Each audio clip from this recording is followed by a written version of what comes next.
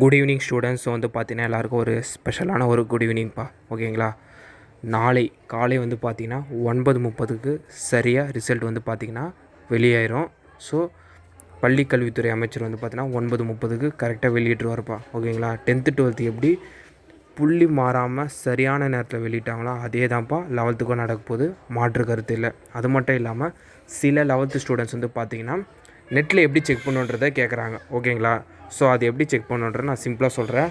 ஒன்றும் இல்லைப்பா, உங்களோட மொபைலே நீங்கள் அதை செக் பண்ணிக்கலாம். ஃபஸ்ட்டு எப்படின்னா, மொபைலில் நீங்கள் என்ன பண்ணணுன்னா, நான் சொல்கிற இதுவை வந்து சர்ச் பண்ணணும். ஓகேங்களா? டைப் பண்ணணும் www.tnresult.nic.in. இதை நீங்கள் சர்ச் பண்ணிங்கன்னா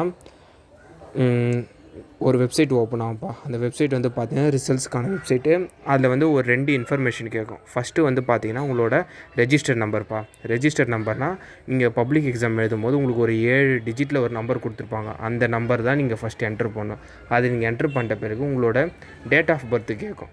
அதை நீங்கள் எப்படி என்ட்ரு பண்ணணும்னா, ஃபஸ்ட்டு டேட்டை கொடுக்கணும், செகண்டு மந்த்து கொடுக்கணும், 3வது இயர் கொடுக்கணும்ப்பா. இதை கொடுத்துட்ட பிறகு கீழே கெட் மார்க்ஸ்னு ஒரு ஆப்ஷன் இருக்கும். நீங்கள் அதை டச் பண்ணிங்கன்னா உங்களோட ரிசல்ட்டு ஓப்பன் ஆயிரும்.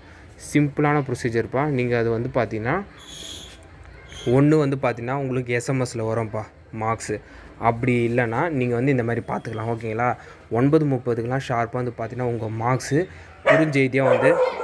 குறுஞ்செய்தியாக உங்கள் மொபைலுக்கு எஸ்எம்எஸ்ஸாக வந்துடும். அப்படி இல்லைன்னு வந்து பார்த்தீங்கன்னா நீங்கள் என்ன பண்ணலான்னா, இந்த மாதிரி நான் சொன்ன மெத்தட்லேயே செக் பண்ணி பார்த்துக்கலாம். ஓகேங்களா? ஸோ இது தான்ப்பா. ஓகேங்களா? யாரும் வரி பண்ணிக்காதீங்க. ஸோ இந்த மாதிரி தான் நீங்கள் ரிசல்ட்ஸ் பார்க்கணும். ஹாப்பியாக இருங்க. ரிசல்ட்டு 10th 12th மாதிரியே நல்லா தான் போகிற போகுது. யாரும் வரி பண்ணிடுங்க. கஷ்டப்பட்டு நல்லா இருந்த மாணவர்களாக நாளைக்கு பெரிய ஹாப்பியான ஒரு சர்ப்ரைஸ் இருக்க போது. நீங்களே பார்த்து ஷாக்காக போகிறீங்க, இவ்வளோ மார்க் எடுத்துட்டுமேனு. நாளைக்கு நான் வந்து ரிசல்ட்ஸ் எப்படி வந்துருந்தேன் நான் தெளிவாக நாளைக்கு சொல்கிறேன்ப்பா. 10th 12க்கு எப்படி செக் பண்ணி நான் சொன்னனோ அதேமாதிரி நான் சொல்ல போகிறேன். ஓகேங்களா?